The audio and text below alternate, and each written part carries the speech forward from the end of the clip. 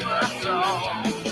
Oh, glory waving high overhead. I defend it till the day I'm dead. Living life in the land of the free. Watch yourself and I'll tread on me. Legend needs to turn the freedom fly. I'll defend it till the day I die. Let freedom reign, freedom reign. Shout it out, I'm an American. Let me hear you sing. Shout it out, I'm an American. There we go. Where did you make that? I didn't make that. That's Scott's cousin or uncle. That's my His uncle, band. Tainted Angel. That's their video for their song "I'm an American." I'd like to introduce you guys to some new music every now and then, or music that you haven't heard, and really good song. But since today is Military Monday, my uncle is a military veteran, and his music is really, really good. Tainted Angel. It's great. I like it. And it's funny because it reminds me of another band, and I'm serious. This is a real band, a punk band I used to listen to called Tainted Anus.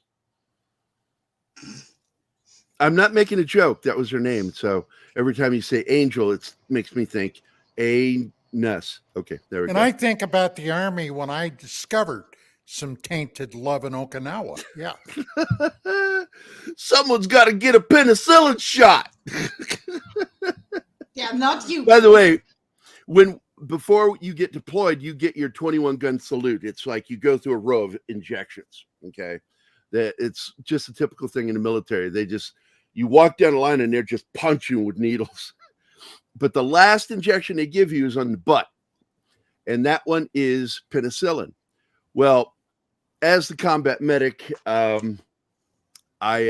was happy to say that all my guys had to take the penicillin shot except for me, because I'm allergic to penicillin. And I just stood there and I just laughed at him. I said, "That looks painful." Because they call it the golf ball, because when they inject it into your butt, it leaves like a golf ball size. There's a lot in there. It's a big fucking syringe, and it looks like a golf ball on the hump of your ass. And they make you do the next thing, the most painful part of it. The injection itself hurts, but then you got to rub it in. Yeah, push in on that injection to get it. Why are they doing that though? To release it into the body so it doesn't collect in one spot. Giving antibiotics like that makes no sense. It's what you call a wide spectrum antibiotic. It'll fight anything. It's like get an STD. Guess what? It'll clean it up. Oh, you got yourself a nasty bacterial infection. Hey, and speaking of antibiotics and infections, we want to welcome everyone to Pop Culture Minefield Morning Coffee with Gary. It's Military Monday. Military Monday. And I was talking about military stuff. If you guys don't like it, I don't fucking care. It's my show. No, we understand. If I want to talk about butts, Mexican Iron Man, I will. I'm losing my voice. Just remember this, with all the shots and everything else, music makes it better. Yeah. Always. So's whiskey. Whiskey makes everything better. Even like my favorite thing about whiskey and the things it can make better, my first wife's cooking. It made it so much better. Burn. She came in one morning. "Hey, Gary, I made you breakfast. What'd you make me?" She goes, "I made you a George Washington omelet." And I'm like, "What is that?" "It's got peanuts in it." Oh, Jesus, that's her. Yeah. I'm like, no, I'm not going to eat it. No. Why the fuck would you think that that's a good mix? Well, it's a recipe from George Washington. I'm like, I don't fucking care where it's from. Peanuts and eggs. No. So good morning, everybody. I want to say good morning to Krampus Jeebus, who was first one in the house. Then Joseph Dredd showed up. Good morning. D. Bud Martin is here.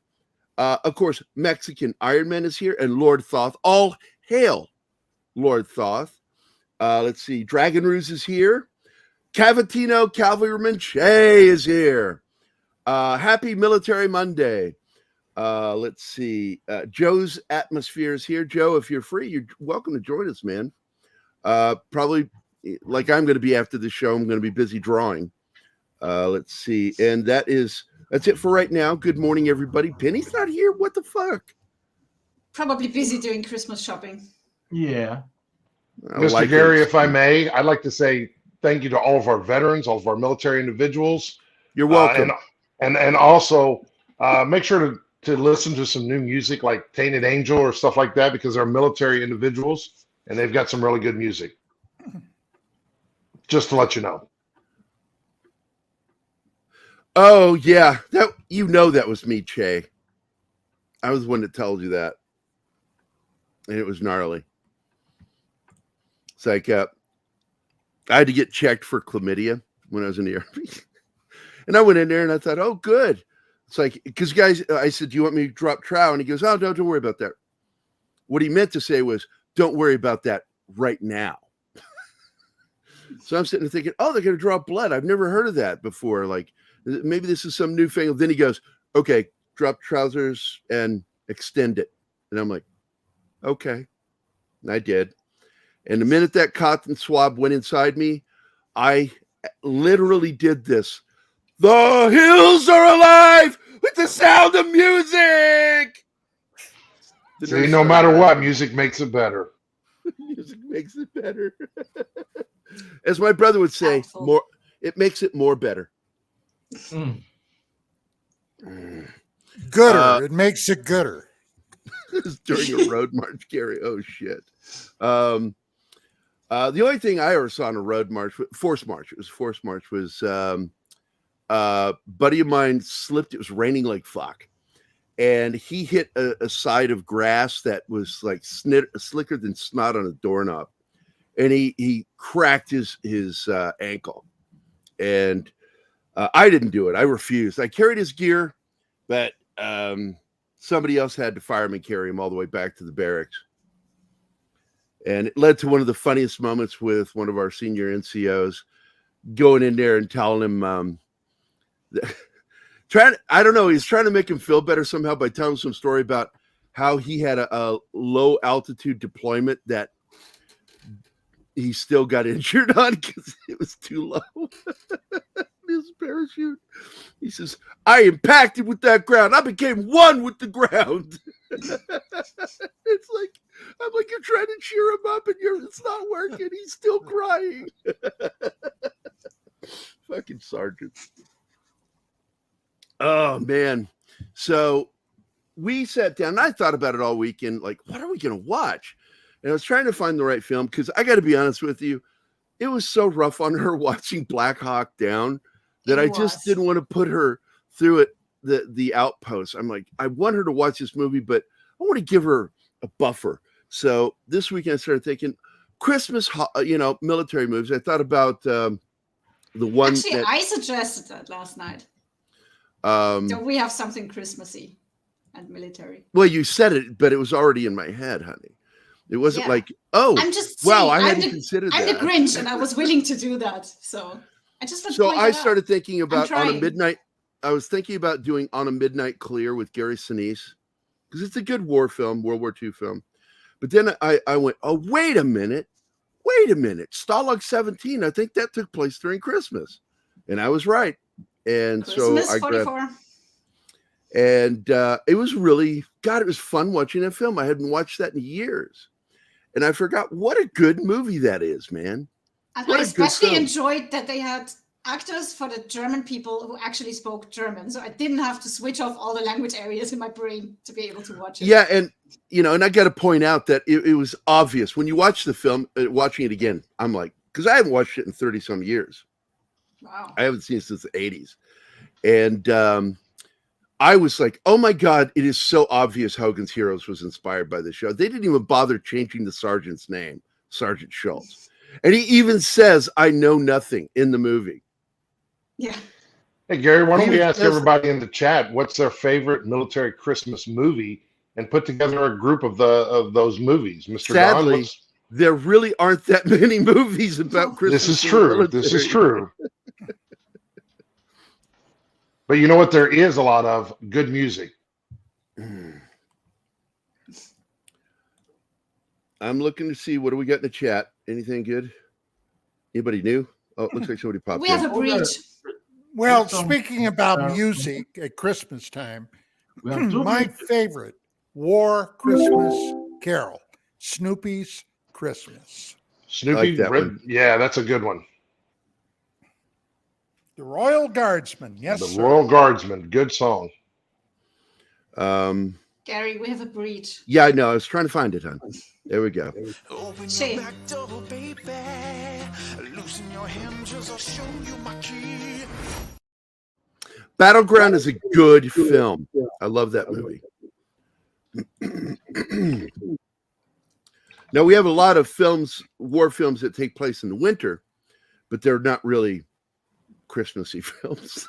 They're just But this Well, one wasn't really one of the Christmassy. greats that very few are aware of today came out in 51, and it was about the Korean War at the very height of the Korean War, actually, called Steel the Helmet. Steel Helmet. Yep. Because that was actually where I was going next. And it's like, we're simpatico this morning, Don, because that's exactly what I was thinking about. Steel Helmet.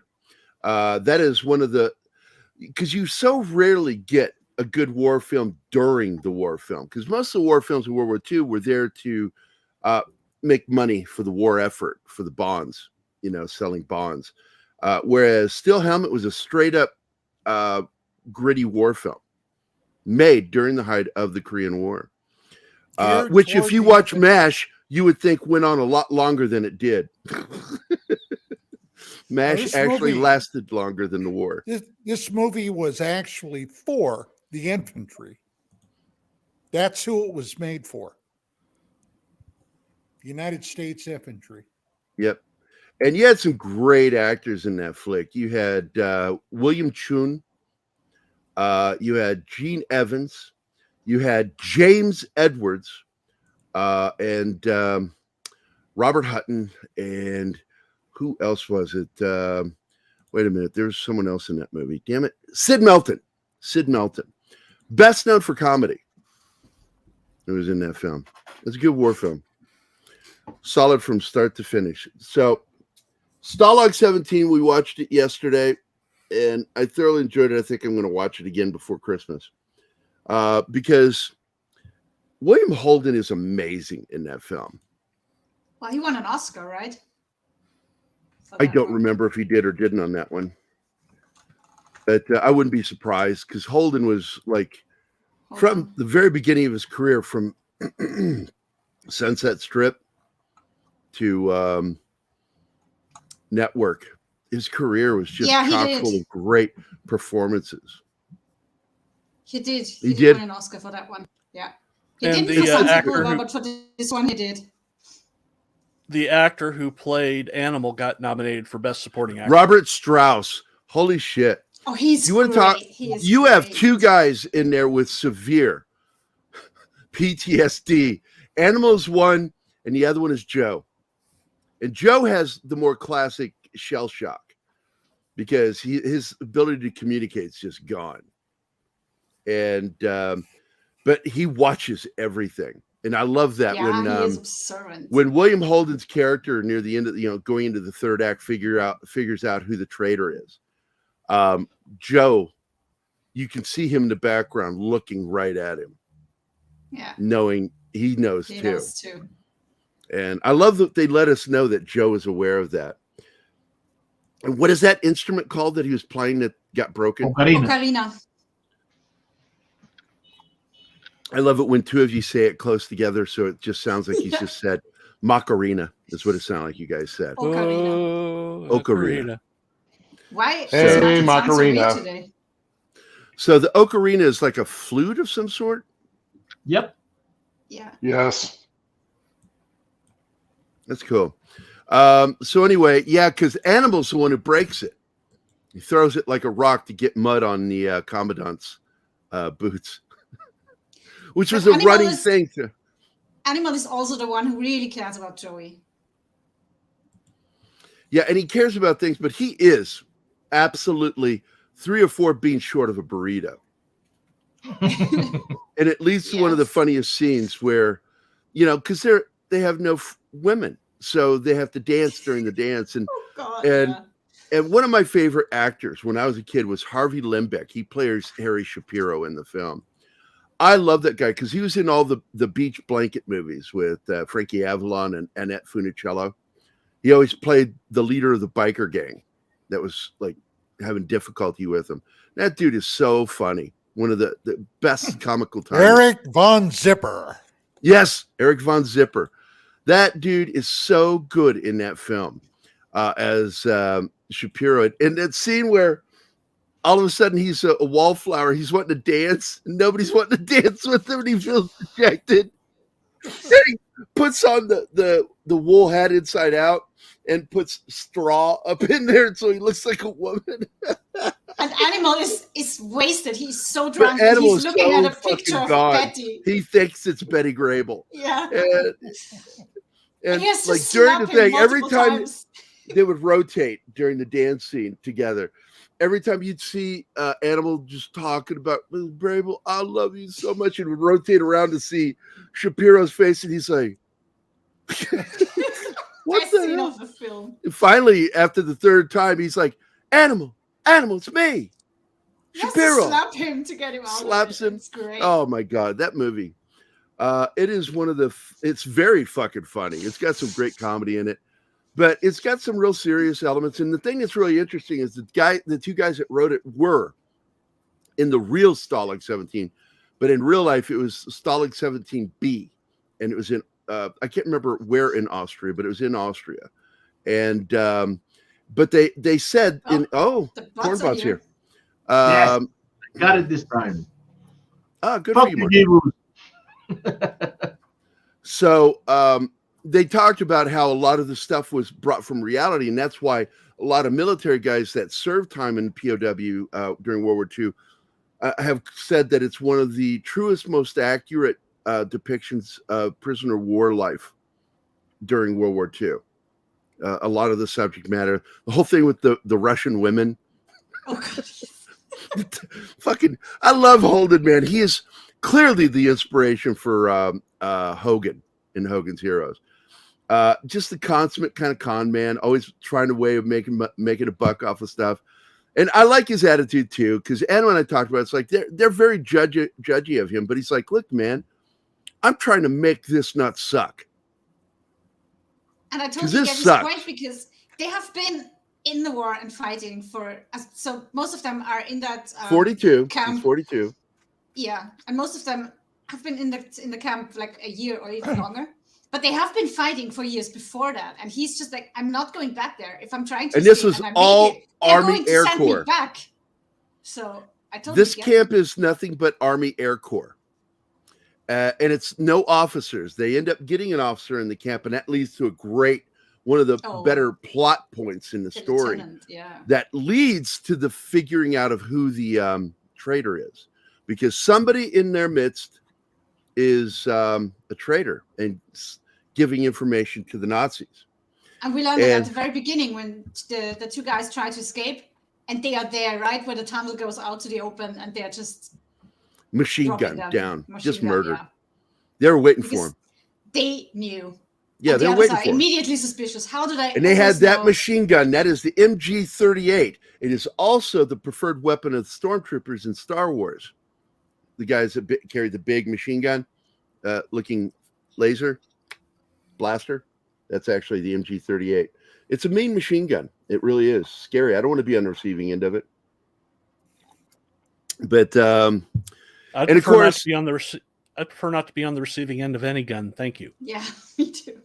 I told her I was talking about something because Anima started watching a show with me on YouTube. It's a bunch of former Marines and Special Forces guys that get together. How it sounds like when you're shot at. And they did an episode of their show of what it sounds like when a subsonic or supersonic weapon, a weapon that breaks the sound barrier, what it sounds like when it goes over your head. So they would sit down range and let guys shoot over their heads and record it. And I'm like, oh my God, I've heard this shit. I know what that sounds like. It's like, and Karen might talk this all the time. It was funny. So I'm like, oh my God, I got a new favorite show. These guys are laughing because there was one in particular. Everybody and Anima saw me do it. When it happened, all the guys on camera and I went like that. Yeah, I ducked. I couldn't help it because I knew that sound. I was like, oh shit. Because that was close. I'm like, oh. So Anima got to see me react very quickly to the sound of a round going over the head. I think that was the MG38. Creepy. Isn't it the MG38, Don? 42. No. 42. On the movie, no. On the movie, there wasn't 42s. Well, it takes place in 44. The German squad machine gun was the MG42, which superseded the MG38. Okay, I didn't know that. Okay, so that is weird. It's called the MG38 because it was made in 1938, but it didn't come into service until 45. No, it was in service before. But the MG42, they simplified some of the manufacture, more stamped parts, and it had an extraordinarily instead of high machine rate of fire. Yeah, high rate of fire, 1,100 rounds a minute. And that's what made it scary, because that's a lot of spitting out a lot of rounds. Yeah, they called it in the GIs called it Hitler's zipper. They said when it went off, it sounded like somebody tearing canvas. Yeah. Nothing like a Gatling gun, though. How do I know all this shit? I don't know. All I know is when I was down in Central America, we had a Huey go overhead Cobra, and brass got dropped down on us, and I'm like, holy shit. That stuff comes out hot. Mr. Don knows his stuff. He's pretty impressive. Did they have... Hey, I still knew the MG38, motherfucker. Did they know the GAU? I know that, but Mr. Don knew his stuff too. He just knew more than me because he's smarter than me. He is. So I'm not going to fucking pretend he's not. Light weapons was one of my specialties. Light machine guns, stuff like that. Yeah. Man, Now, I'm going to tell you something. While watching the film, I looked up something, and it says that Larry Storch is in that movie, playing the part of Sergeant Brigadier. But that is not fucking Larry Storch that we know from F Troop. So I have yet to figure it out. Like, why is there confusion over that? Because that is clearly not Larry Storch. Let me look that up real quick. And they're saying this guy in the middle here, open image in new tab. Now share screen. And you look at this and you tell me if you think that's our Larry Storch. Share. There he is. The guy in the middle they're saying is Larry Storch from F Troop. And I'm like, that is not Larry Storch. That might be a Larry Storch, but it's not our Larry Storch from F Troop. Yeah. Are you guys? Yeah, it doesn't look like him at all. Hardly. Doesn't look anything like him. And Larry Storch has always had that goofy look. Now, what is that Clark Gable lip he's got going on there, and Clark Gable eyes and eyebrow? That is not Larry Storch. So it's a huge mistake because they actually do say it, man. Let me back this up to it, because if you look it up, it says on here. Let me pull it up here. X enter. Scroll down, and it says Larry Storch, and he is not in the film. Otto Preminger is really cool. He's in it. He plays the commandant of the place, and everybody that's a Batman fan knows that he was the first Mr. Freeze. Mr. Freeze. Yep. He was the very first actor to portray Mr. Freeze. Let's see. Neville Brand, who was the most decorated Marine of World War II. There he is. Neville Brand. He is in it. He is great in this film. That guy, ugly as he is, like, God, man, you just did not get more ugly than this guy. He was designed to kill people. Look at that face. I'm going to kill you. Look at that. That's a Marine right there. That dude was a brilliant actor. And he's one of the, I consider the second best performance in the film is him. First one being William Holden himself. Another great actor in the film is Peter Graves. Yep. Now, a lot of people don't know who Peter Graves really is. Now, Peter Graves is his stage name. It was taken from his mother's side of the family, but he is the younger brother of James Arness, Matt Dillon from Gunsmoke. And so it was kind of neat that both of the what's his real name? James Arness, the Arness brothers. They're both Arnesses. That both the Arnesses had hit TV shows in the 60s at the same time, concurrently. Mission Impossible and Gunsmoke. And then he went on to do biography and also was in Airplane as Commander Over, Roger Over. And did we lose somebody?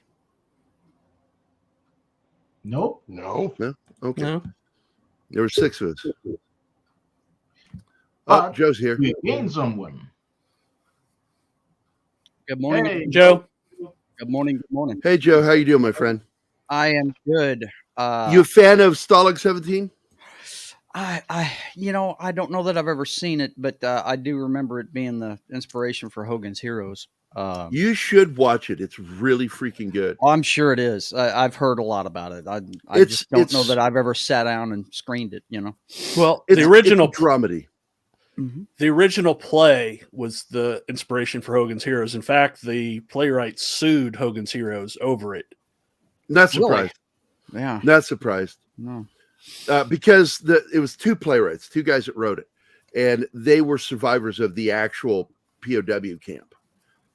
Which in the movie it's Stalag 17D, but in real life it was Stalag 17B that they were in. That was one thing they changed. A lot of reality in there. All the shit's going on. What did Anima focus on? The icicles. She's like, if there's mud, why are there icicles? That was stupid. It made no sense. She If it's didn't cold sound enough like to have that. ice Trust on the me. roof- No, I didn't. If it's cold She enough to have sound- ice on the roofs, then you don't have puddles on the ground that are not frozen. So But it led to the mud on the ground is great because it led to my favorite moments in there. The Yeah. ongoing gag of them laying planks down for the commandant to walk on so he didn't get mud on his shoes. Right. Well, And it led to another great moment. It was a very he Colonel has Klink something moment going on with his boots. where Otto Preminger's about to take, he knows he's about to take a phone call. And so he sits down and puts his feet up for his young lieutenant or whatever he was to put his boots on so he can stand up and click his heels on the phone call and then sits immediately down and he takes the boots back off.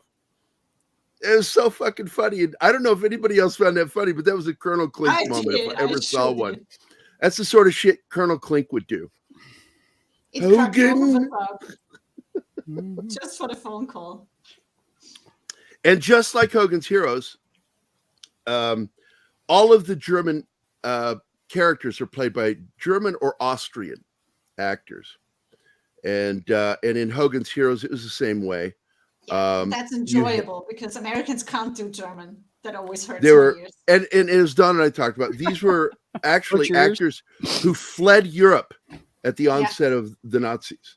And the gentleman that played Colonel Klink in Hogan's Heroes, Kempler, he fled Germany.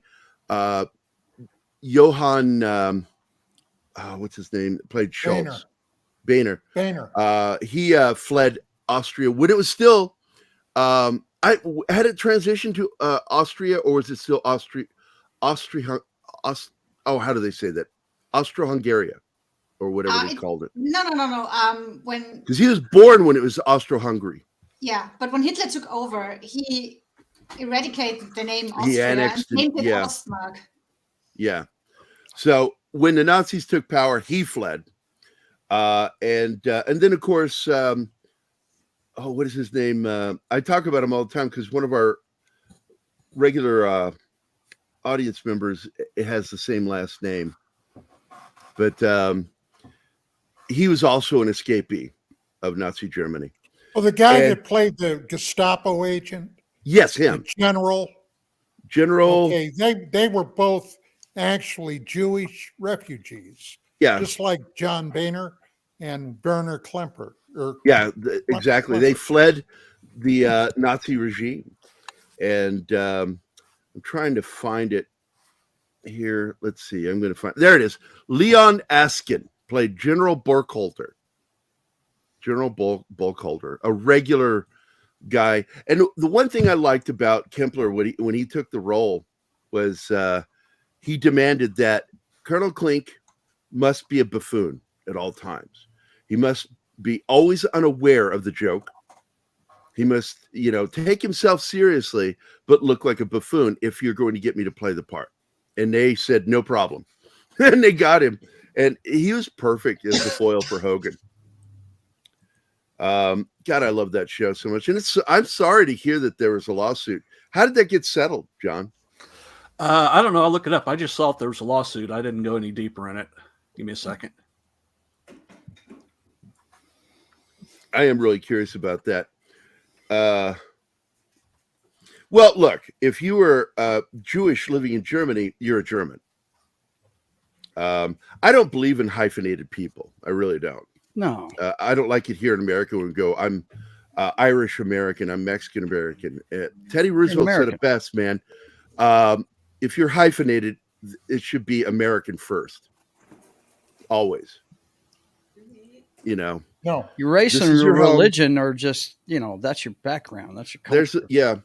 If you're born in not the your US, nationality. Your nationality is American. That's just all. Yeah. If you're born there and your parents, grandparents, whatever, are Europeans, you have roots. Oh my God, Dredd. Thank you. Go back to that. Go back, Martin. There you go. Thank you. This is on the list of movies for us to watch because I love this movie. 36 Hours is a great film. Hogan's Heroes actually won. However, this assertion has been disputed legally and lost, though many people still believe it. They can say it wasn't all they want to. It is too similar. I mean, they even have some of the gags in it, as well as some of the lines were used in the show. Because Schultz actually, and it was Sergeant Schultz, come on. And on top of that, Schultz says, I know nothing. He said it twice in the movie. I know nothing. Yeah. I see nothing. But 36 Hours is a film that I told Anima about, and it's on our list to watch. I said, we're going to watch this movie soon because I love this movie. I had a thing for Eva Marie Saint when I was young, man. Gorgeous. Yep. James Garner's in it. You can't go wrong with James Garner. James Garner's in Stalag 17? Wow. No, 36 Hours. I just said 36 hours. I'm sorry. Yeah, come on, man. Stay on the show, buddy. I'd like to make a clarification. Yeah. It said it was disputed legally, but it also said there was an undisclosed. It was closed with an undisclosed settlement. Yeah, settlement means that they knew that they took some stuff from it. Yeah, and it's obvious. But Rod Taylor is in that movie, 36 Hours too, and it's a great premise. It's a psychological thriller / spy thriller / war drama, and you've got a guy that is aware of when D-Day is going to happen. You do know, and that the Germans find out what thriller. It's not really my genre. You know that. Yeah, but you'll enjoy the film. Really, that was important to say while I was explaining that, baby. Really. So anyway, it's got James Garner. His character is aware of when D-Day is going to happen. He is knocked out. And when he comes to, they gave him gray hair and made it look like it's years after the war. And they're trying to do a classic Mission Impossible gag of Germans are trying to get the information from him. And he's supposedly in an American hospital, but he begins to get suspicious. And I can't tell you more of that. You got to watch it. It's just a really good film.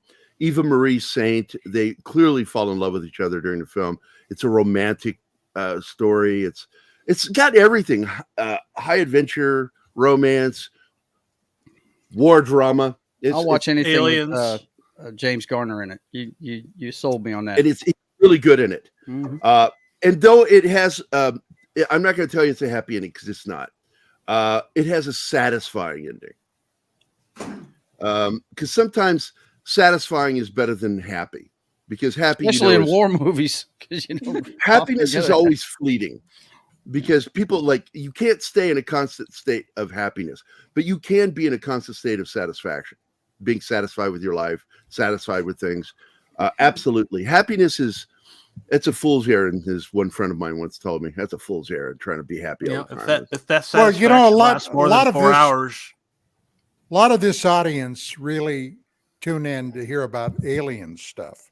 And not that 36 hours had anything to do with that, but Abduction, though. No. Missing time. Absolutely. Missing time and abduction. Mhm. But did you know that Mission Impossible, in one of their episodes, did an alien gag on some foreign intelligence agents? Do you remember that? I remember the haunting one, the ghost one, which had a really questionable ending of wait, what happened? I don't remember the alien one, and I've watched all of them. I own them. I have them all on my computer. I don't recall anymore what the episode's title was. Do you remember what season it was? Was it Nimoy or was it the original crew? No, it was the original guys. James Arness's brother, Peter Graves, was the head guy. But he actually they set up a whole alien, like an alien outpost, and they had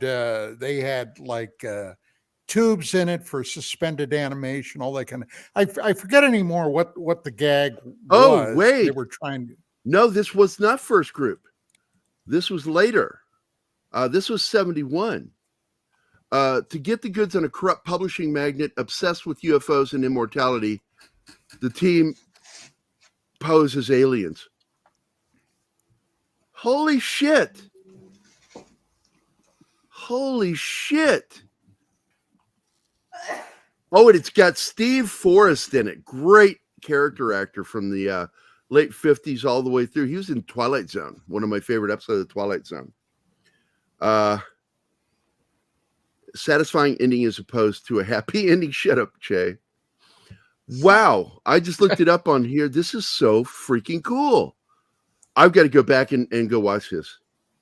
Mr. Gary, speaking of things that is always cool that makes you explore new things and realize there's something new out there, there's always new music to listen to as well some days. You got some new songs to suggest? Yeah, like Tainted Angel, I'm an American. Very good song. Check it out on YouTube. Let's share that out in the to the audience here. Let's see. I'll find it real quick if nobody else has it. Yeah, you'll have to share it. Not to interrupt you, but I know that sometimes when you find something new, just like you finding a new show that you haven't seen or an episode you haven't seen, it's always good to listen to something new as well. Scott, did you see the comment I put up earlier about the two records that were the biggest when I was in basic training? Yeah, when you were in basic training, I saw that, and I hadn't had a chance to comment on that. Mm-hmm. That's pretty cool. Yeah. It was Bonnie Tyler's Total Eclipse of the Heart and Quiet Riot's first album, Mental Health. Mental Health, exactly. Metal Health was the name of it. Mental Health, Mental Health. All right, we got some more names in the chat I just saw. So we got Andy Morrow here, Dragon Bricks. Our good friend and producer, Pat S., is here. And Beta Ray Bill is here. Good morning, guys. So getting back to Stalag 17, and I don't mind if we venture off to even Hogan's Heroes, because I love that show. One of my favorite actors on that show is Ivan Dixon. Him and, what's his name? Richard Dawson were great. Yeah. I love those forgot two. Richard Dawson was on that show. Yeah. God, he was great. His character's name was Corporal. All those guys are dead now. All of them. Yeah. Oh, yeah, it's sad. Help me out here. What was his name? Corporal. Oh, no, LeBeau. I love LeBeau, little French guy. Yep. Played by Robert Clary. No, Richard Dawson's character is Oh, he was a Brit. Yeah. I'm trying to remember his character's name. Give me a second, and I can look it up. Because I have something called Google. Yeah, the three things he's best known Newkirk. for. Newkirk. That was it. Newkirk.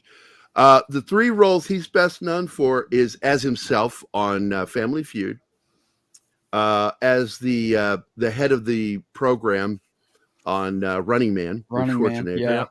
and then Hogan's Heroes. Mhm. And he was great in all of them.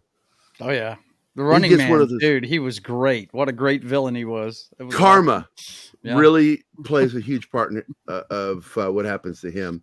Mhm. But a great show, Hogan's Heroes. I really do like that show a lot. And we had two different actresses that played Fräulein Helga and then Hilda. Fräulein Hilda, both Yep. secretaries for Colonel Klink. And Helga was apparently- Cynthia Lynn, and Hilda was Sigrid Valdis. and both of them bedded by the lead actor that played Hogan. Bob Crane. Yeah, Bob Crane slept with both of them. Bob Crane was a freak. Dude, Don and I were talking about that Oh, shit over the yeah. weekend because I do believe he was murdered by his partner, John Carpenter. That dude fucking killed him and he got away with it. Died of cancer before they could convict him because they were going to convict him. They found the DNA evidence that they needed. It was too late. And they still call that unsolved, but I consider that crime solved, that he beat him to death with his own tripod. It's a shame. God was Well, talented.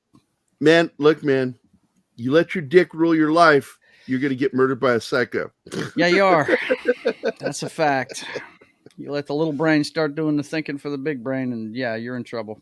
No doubt. Yeah. But going back, like with, I want to talk about Robert Strauss's performance in that film. He played Stanislaus and, Animal. His performance in that film was so edgy because there's a hint of menace to his character. If you pay attention, that guy's dangerous.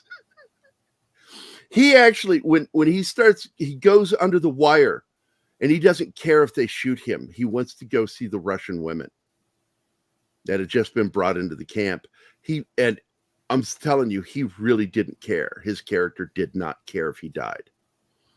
That was the hill he was willing to die on. And that tells you that man is out of his freaking mind. Or really, really horny.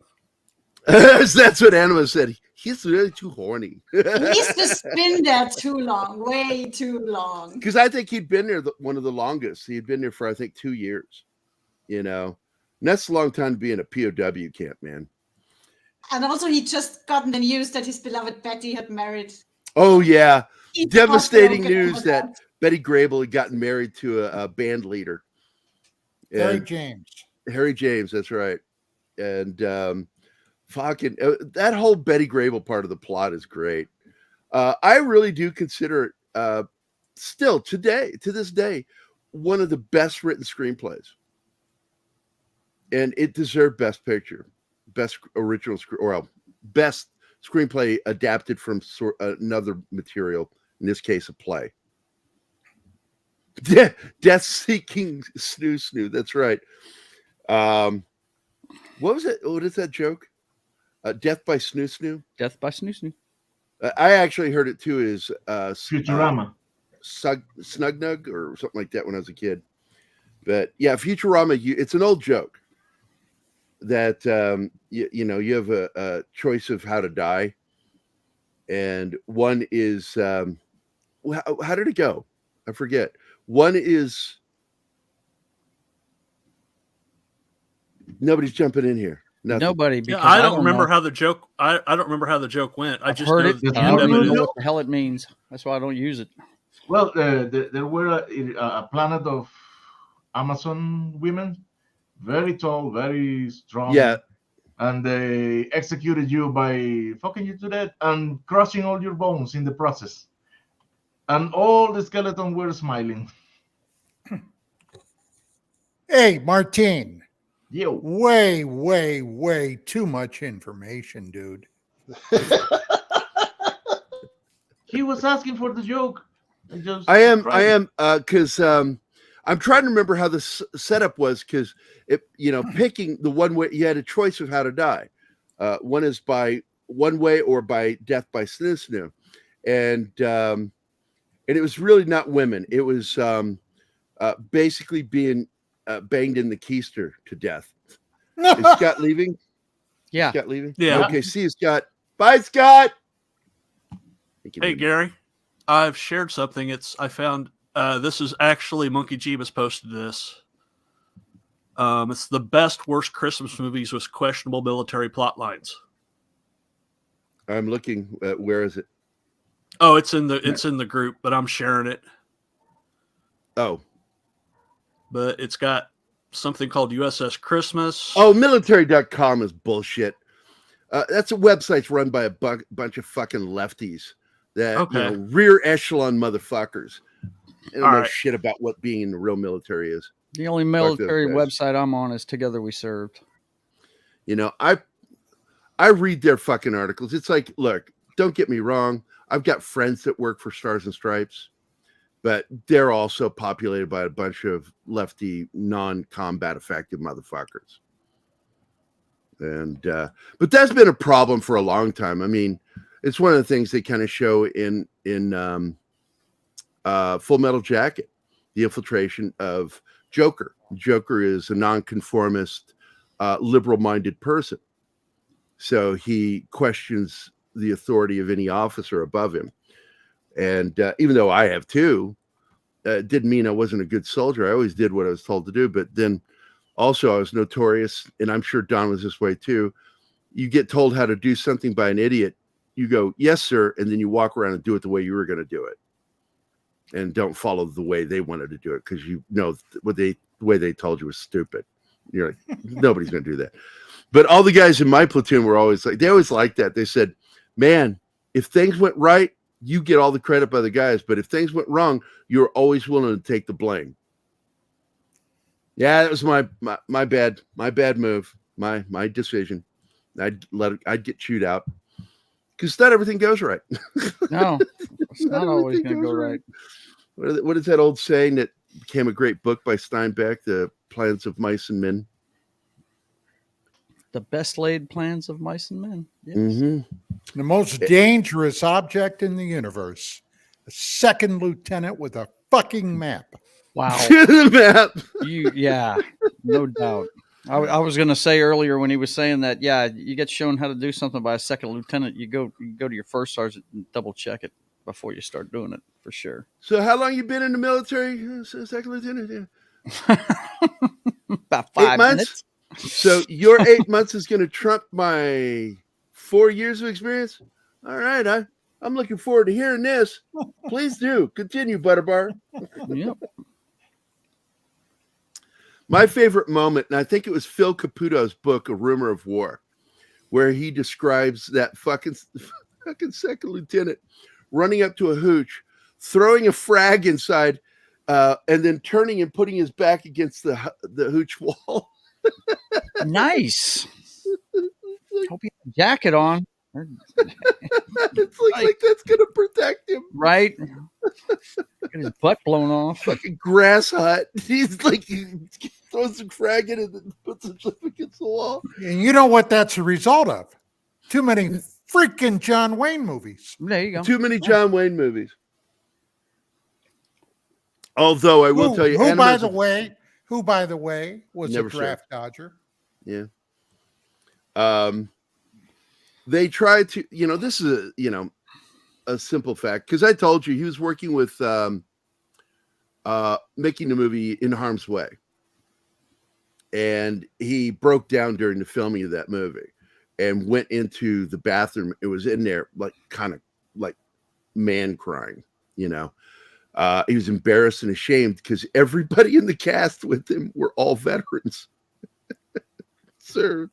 And here he is playing the leader of all these characters. And like even Kirk Douglas, man. Kirk Douglas served, Mm-hmm. He may be a fucking commie, but he fucking served in the United States military during World War II. And there's John Wayne with all these guys. He's playing a tough soldier, and all these real warriors are under his character, and he was ashamed. And the director told him, "Get your fucking ass out there and do your goddamn job." And so he did.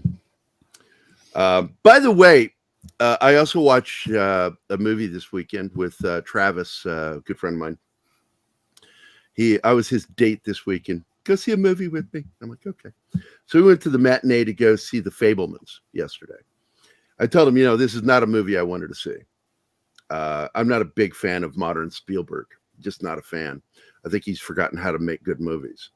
And the proof of it is this movie. There's just a lot of problems with this film. Just structurally, just tons of problems. But I still enjoyed the shit out of it because he grew up for quite a few years in Phoenix, 2 streets from where I was raised in Phoenix. Wow. 2 blocks from where I grew up in Phoenix. Because I recognize the style of housing in particular in the movie, but I will tell you, that those scenes weren't really in Phoenix. And there's one way of knowing that. If you look down a street in a photo and you don't see any air conditioning units on top of a house, you're not in Phoenix. You're somewhere else trying to look like Phoenix. That is one of the most common things I remember growing up in Phoenix, because they don't want those air conditioning units down on the low ground where snakes and scorpions and shit could get in them. They want to put them right up on the roof and keep them away from the critters. Because there's a lot of dangerous fucking critters in Phoenix. Is there enough cactus? Saguaro cactus. Yes, they had a lot of saguaro cactus in there. So they clearly shot somewhere, unless that was done digitally. And they did a lot of digital stuff in there. I think they cut back on some of where they should have used CG, because the thing I disliked is the young actor playing him when he was young. They put lenses in his eye to make his eyes match Michelle Williams' eye color. And in doing so, they put a lens over the colored eye lenses over. So when he moves a certain way, it looks a certain way, the pupil is off.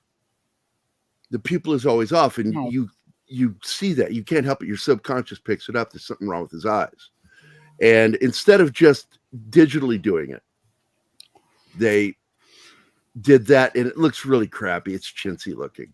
But there are great stories within it. It's just like a series of vignettes, really, the film. It's little chapters of his personal life. A lot of it is based right off of reality, because I know some of those stories. And some of them I think he massaged a little bit to stretch it out. But I enjoyed the film for the most part. I really did. I enjoyed the film. It was fun. Was it good?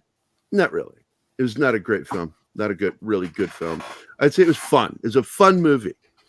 And my favorite moment in the film is John Ford's scene, because you get to see John Ford in the film. And it's acted by... I just forgot his name that did Twin Peaks. Kyle MacLachlan. No, the director of Twin Peaks. Oh, David Lynch. David Lynch, yeah. David Lynch's John Ford was fucking amazing. I thought I was looking at Ford. Eye patch, glasses over the eye patch, the fucking hat, the scruffy, he hardly ever shaved. Fucking guy. Always chomping on a cigar, smoking and drinking, talking foul. Mm-hmm. And the scene with him is absolutely one of my favorite moments in the film by itself. We've talked about this before, John. You and I've talked about this. That was the movie, that scene. The other part was the third act in the high school in California, Northern California, when they lived there. And that story by itself should have been the entire film. We should have got a little bit of the pre-story from New Jersey to Phoenix, but the real story began when he's there, and the real villain in his life, because that's where an actual antagonist comes into play. He also breaks the rule of storytelling, screenwriting, introducing new characters after the first 20 pages or first act. You don't do that. Major characters. You don't introduce characters without an explanation of who they are, and then have that person die and expect anybody to feel anything. It's a rule in writing. You can't tell the audience how to feel. You have to help them feel it. And what you do is you create a character and make them care about them. And then you have that character die. And then the empathy comes out of the audience. Bad writing. And of course, it was co-written by Spielberg himself, who I consider to be a guy that doesn't understand irony. I don't think he would understand irony if it sucked his dick. He just like, thank you for that. It's like irony walks away. You're welcome. I don't think he knows me. Yeah, I started to say the best storytelling is the story you don't have to explain. Yeah. And everything needed to be explained because he would like throw this character suddenly into the story, and he's supposed to be important or she's supposed to be important. And you're like, well, you know how to do that, right? You make them important by showing them that way through the ongoing storytelling. You don't just throw them into a scene and that's their scene and that's it. And he did a lot of that in the film, and it was really annoying. The third act is my favorite act in the film. Because you actually get an actual antagonist. Technically, you have two. I died laughing of cringe laughter with the born-again Christian girl that falls for him in high school. And she's trying to save his Jewish soul. Oh man. So I imagine. Funny. And he's like, you know what he's thinking is like, I just want to go to bed with you. Right. So fucking funny. It leads to some drama too. I really enjoyed the film. It was fun. It was dumb, not very well written, but fun.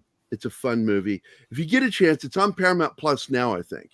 It's available now. They switched right over, which I made fun of Travis later. I'm like, you just paid $30 for us to see that movie. And we could have just watched it for free on Paramount Plus for the $6.99 I pay a month. But oh well, you live and learn.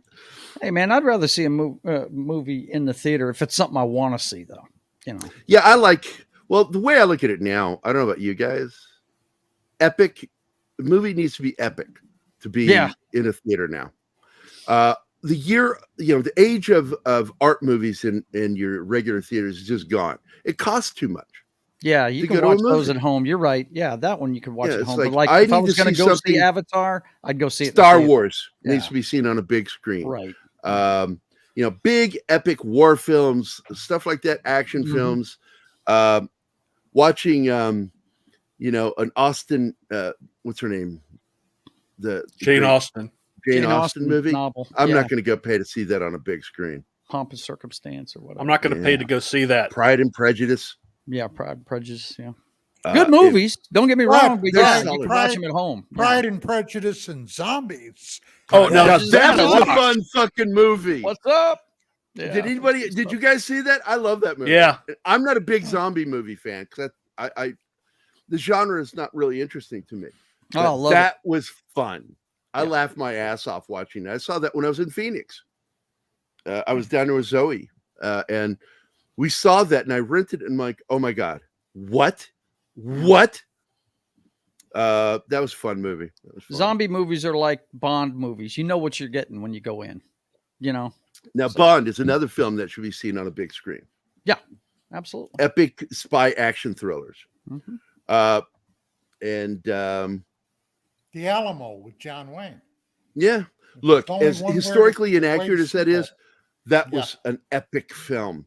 And I went to see it in a theater with my dad. I was real little when I went to see it with him. It was on a special matinee because that movie came out, I think, the year I was born. 60 or 61. It's like, no, is that early? Yeah, it was even before I was born. So, but they had a matinee of John Wayne, 2 back-to-back John Wayne flicks. And that was when we saw Green Berets. And I remember my brother Steve made fun of it. He's like, I think my favorite moment is when the sunrise was coming up in the west as they're walking away to the west and the sun's coming up. And he goes, and hey, isn't that Sulu? And the thing that's fucked up about that movie, and don't get me wrong, I do love the patriotism of John Wayne. I really do. I really do. I was going to point that out earlier when you Very patriotic dude. Yeah. Didn't serve his even country. for a draft dodger, right? Even for a draft dodger. He tried to be patriotic with that film. He was trying to put a good slant on what we were doing over And there. that's what he did, and he interfered with it when he did. Yeah. And the problem is that character isn't based on anybody. The main character of that story is David Jansen's character. If you've read the book, he's the main character. He's the narrator. And all the shit with him, he was trying to make a World War II movie in the Vietnam era. And it just doesn't work. It's a different kind of warfare. The closest that comes to it is the guerrilla warfare that a lot of the guys in the Pacific, like my uncle, I met one of the early versions of a Navy SEAL before they got the name. It was Underwater Demolitions. And I met one of those guys. He Frogman. I got to tell you, dude, when I met this guy, he was hiring me. While he was hiring me, because for some reason, this before I was in the military, he took some sort of weird shine to me and started telling me some really fucked up, scary stories. And one of them included how he cut a guy's head off and put it on a spike. And I just sat there and the whole time I worked for him, I was terrified of that motherfucker. I never talk back. I never make any of my smart ass remarks to him. I never was a smart ass with him. It was, yes, sir. He fucking cut a guy's head off and put it on a spike. And I'm like, I have no idea why you told me that story, but I'm assuming it's to tell me don't fuck around. Got it. I get it. No fucking around with you. Got it. I was fixing to say, sounds like it was by design. Oh, no, I totally think that's what that was for. Because he knew I was a smartass. I was best friends with his son, Robbie Gitlin. And his name was Merrill Gitlin. And he was one of the guys who created FSBA, for sale by owner. And he was a multimillionaire. He owned one of the first web presses in the U.S. This guy was very ahead of his time, sharp dude. And his boy's like, okay, I got that appointment. You could sit down with my dad. And what he knew me was through the stories that his son would tell, the fucked up, funny things I would do. So immediately, like cutting a head off, put on a spike story came out. And I'm just like, okay, you are threatening me. I get it. You're letting me know not to fuck around. Are you threatening me? Merrill Gitlin was his name. Former Navy Special Forces, UDT. And he was a bad motherfucker. He was a bad motherfucker. Frogman. I took care of a frogman too when I was a respiratory therapist. And his story is tragic. And I think telling this is important because I don't often remember him, but I knew him and had to take care of him because he tried to commit suicide. And the reason he tried to commit suicide is because the U.S. Navy, because the program he worked on, he wasn't just a frogman, he was a deep sea diver, specialized skill in deep sea diving. And one of the things that he was used in experimental program was using new forms of how to go even deeper using liquid oxygen. Oof. Oh, somebody leaving? No, I was saying hi, Penny. Oh, Penny's here. Hi, Penny. And of course, Jones is here. And lovely Sherry is here. Good morning, lovely Sherry. But what ended up happening is he took this liquid oxygen into his lungs. It's a special stuff. They show it in the movie The Abyss. It's similar. Mm-hmm. And it is a gel that is made up of oxygen. And once you take it into your lungs, you're able to breathe even deeper in the ocean. And he was in some of the early testing. This is way before The Abyss, too, by the way, when I dealt with this guy. And he ended up getting something that's very much akin to scardosis, which is when you inhale fibers and stuff like that into your lungs, you get scarring inside the lung called scardosis. And the Navy wouldn't take care of it. And he was fighting for settlement and things weren't going his way. So he took a .357 Magnum and put it to his chest and tried to punch his ticket. And it didn't work. He survived it. Man. And so he became one of my patients. And he would sit and he would talk to me and just tell me these stories of what he did. And I was impressed with this guy. I really was. And I just felt awful for him, that he walked around like, and he sounded a lot like patients I've dealt with that have severe emphysema, that constant, that heavy, bubbly, poppy wheeze, And now, the whole point of that liquid oxygen stuff, that gel, is to help keep you from getting crushed at higher depths or higher. The body is made of fluid. Depths. What kills us is where the vacuums are in the body. It's supposed to equalize the pressure because it's because it's in liquid form. So therefore you can go deeper, which is what they show in the movie The Abyss. I thought that was neat. That was one of my favorite parts because it reminded me of this patient I took care of. I'm like, I knew a guy that worked with that stuff when it was first being tested, and it caused scarring in his lungs. And I don't know the end of that guy's story because he was only my patient for about 4 or 5 months before he got transferred and ended up somebody else's patient. But I was fascinated with that guy, and he was UDT. This is back before they were called SEALs. They were not called SEALs until Marchenko, and Marchenko is who came up with the name Navy SEALs? Was it him? Marchenko? I can't remember who came up with the name SEAL. Well, it was Kennedy that really gave SF the boost. All right. He was a huge fan of Ian Fleming novels. Okay? Right. He loved. If it weren't for Kennedy, we wouldn't have gotten James Bond. That's right. Right. Right. And I think the SEALs were named then coming out of that era.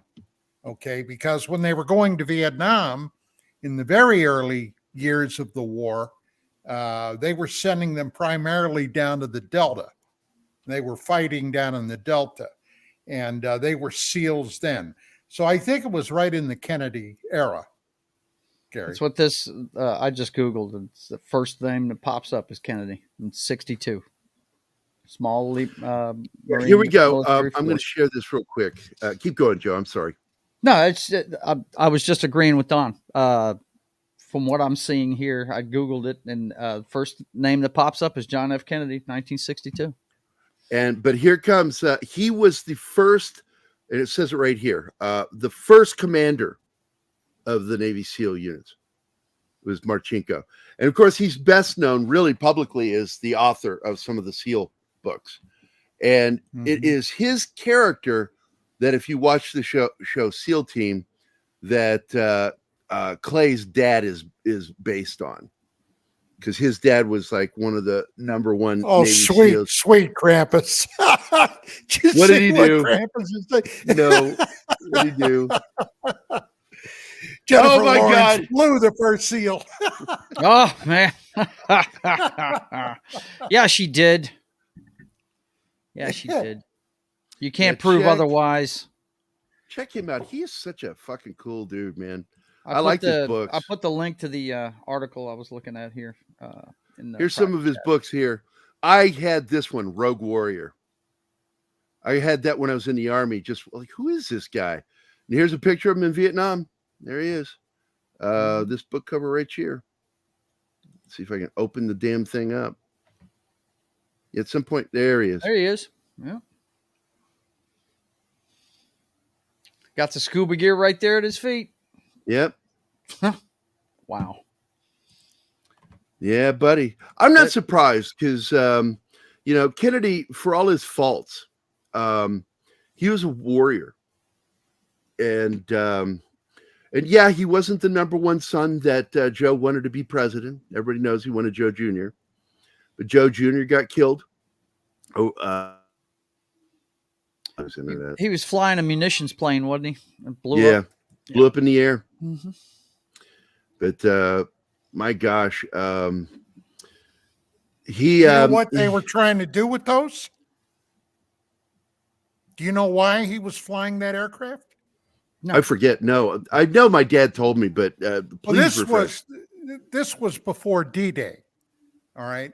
Mm-hmm. And the Germans were deploying their U-boats out of U-boat docks on the French coast, but they were heavily not only defended but protected in deep concrete facilities. So they were planning to crash a bomb-laden, filled with TNT aircraft into that to collapse the U-boat pens.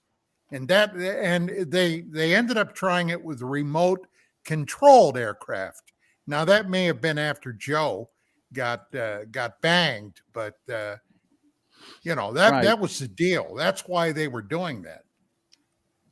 That's interesting. Mhm.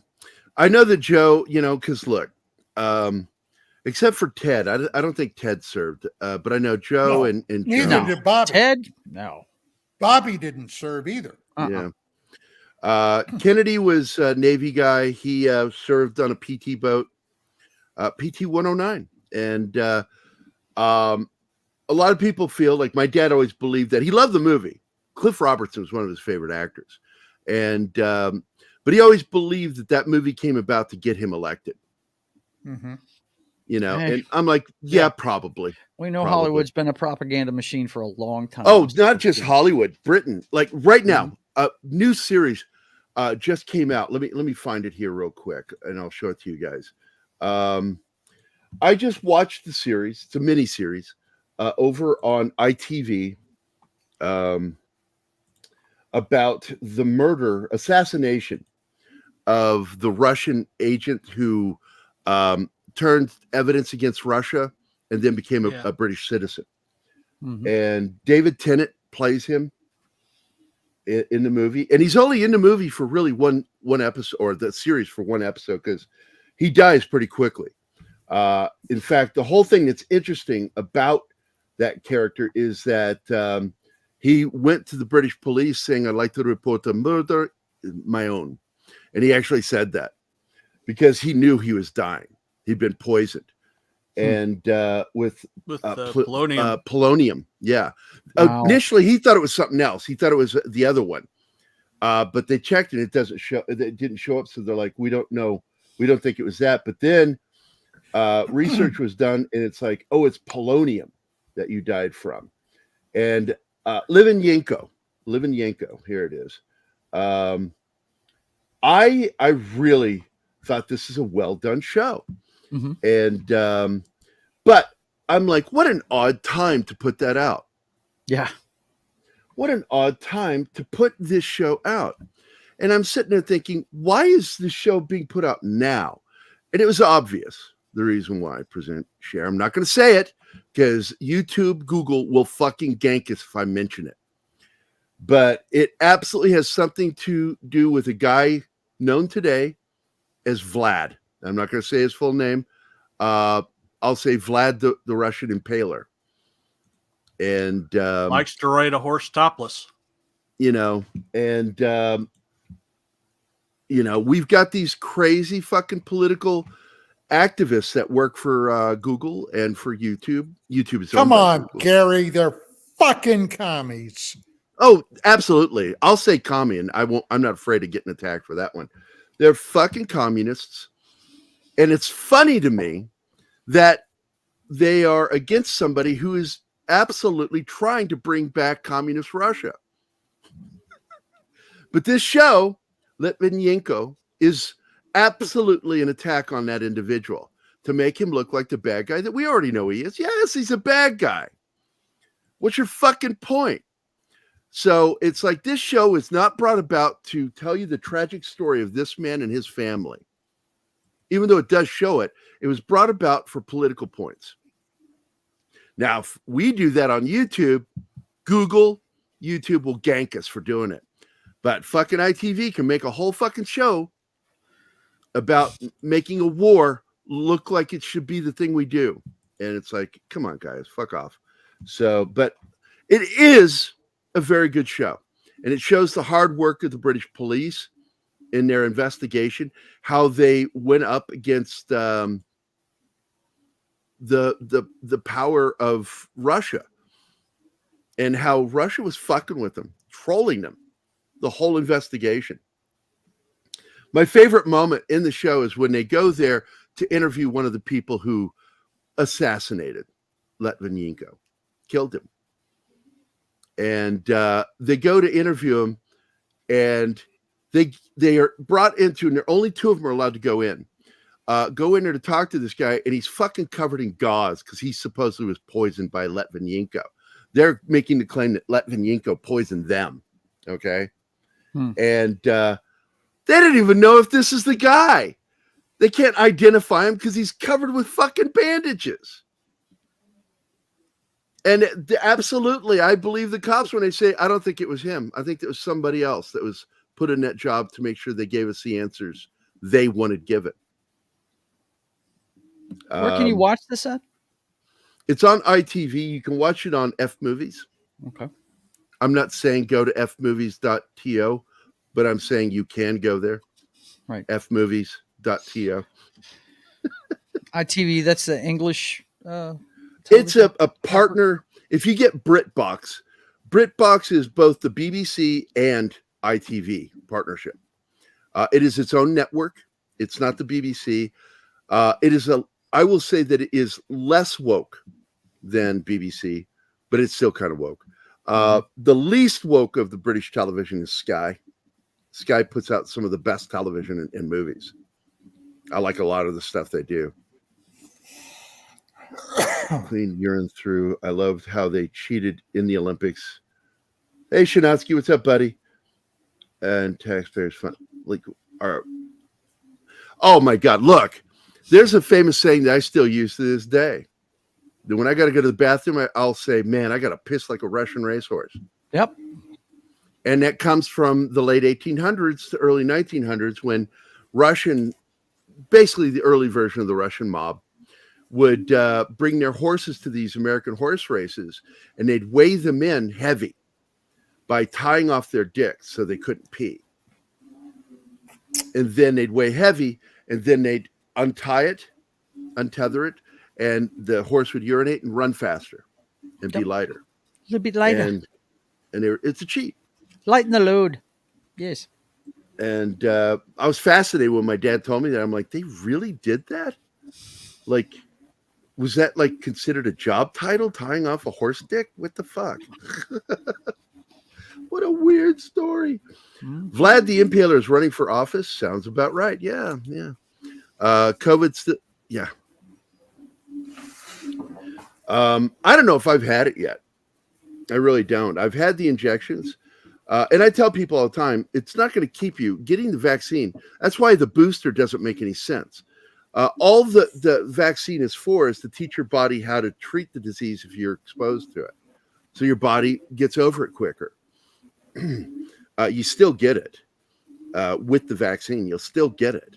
I always laugh when people go, well, I got the vaccine. How did I get it? And I'm like, because you're going to get it anyway. You're going to get it. It gives you antibodies to get rid of it. The flu vaccine doesn't keep you from getting the flu. What it does is it teaches your body for that year how to deal with that latest version that they give you the vaccine for, that your body learns to. Because they're different from the other kinds of vaccines. There are some vaccines that make you immune to diseases like polio, things like that, rubella, mumps, but smallpox. The viral stuff like flu, influenza. It reminds me of a joke my dad told me one time. He said the jealous king had put a chastity belt on his queen, and he came back from a war, and he asked one of his aides, where's the queen? And he says, oh, she's up in the tower with influenza. And he says, she's up there with that Italian bastard again. That's a good one. That was just one of the jokes my dad told me when I was a kid, and that cracked me up. Influenza. I had COVID, but my symptoms were I just was fatigued and had kind of a headache. But so it's like any other Sunday for you, right? I wasn't planning on getting the vaccine, but last September, the climate in the country really seemed like to us that we weren't going to be able to get on a plane without it. So we went ahead and did it. We got the they've got to change that law. Yeah, that's my issue with go away. it. Yeah, if I want can't to come ever here. see Gary, I have to get that fucking vaccine, and I really don't want to. Yeah. Or that That rule has to be dropped, and I think it's a silly rule. Yeah. It's like, look, It herd is. mentality. I mean, herd immunity occurs for a reason, Mhm. you know, and you got to let it happen. That for those of us who are like Keith and I have diminished immune systems. Mine is depressed. I do have an immune system, but it's really slow and sluggish. It's pretty much the way you described having COVID. You know, that's my immune system. It's like, oh, I don't know if I'm going to do anything today. Maybe tomorrow. That's See, my I'm the immune flip system. side of that. I'm a guy. You've been in the medical field for a long time. You know this already.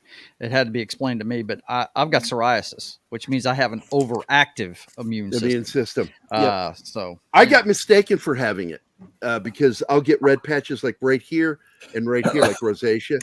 Mhm. Mine is actually from the diabetes. Yeah. The diabetes causes that problem. Mhm.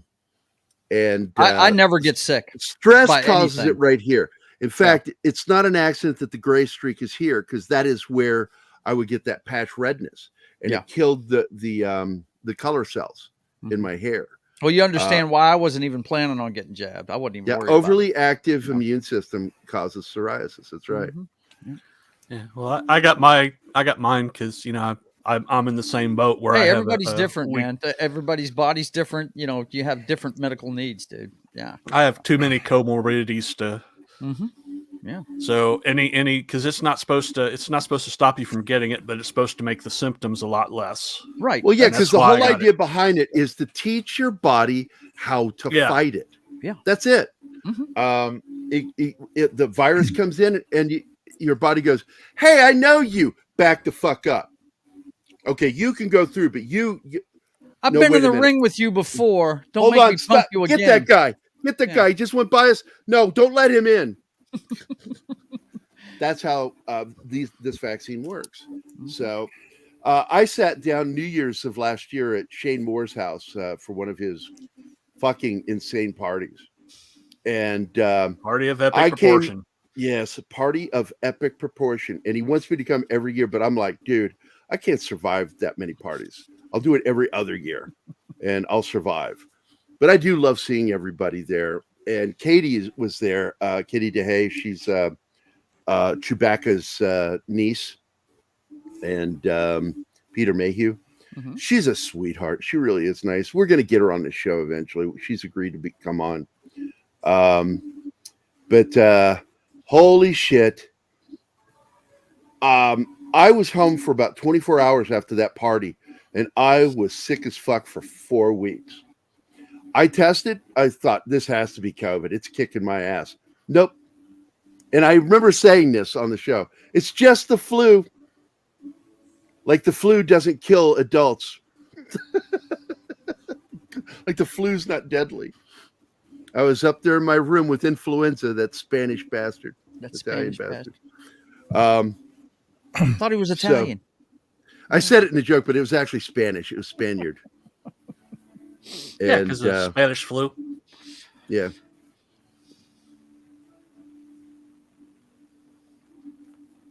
I'm just going to let that one lie there for a minute. Go for it. Thank you, John. There it is. Zax is here. Good morning, Kyle. How you doing, buddy? Keely Chow is here. I think I said hi to Dragoners already. If not, hello.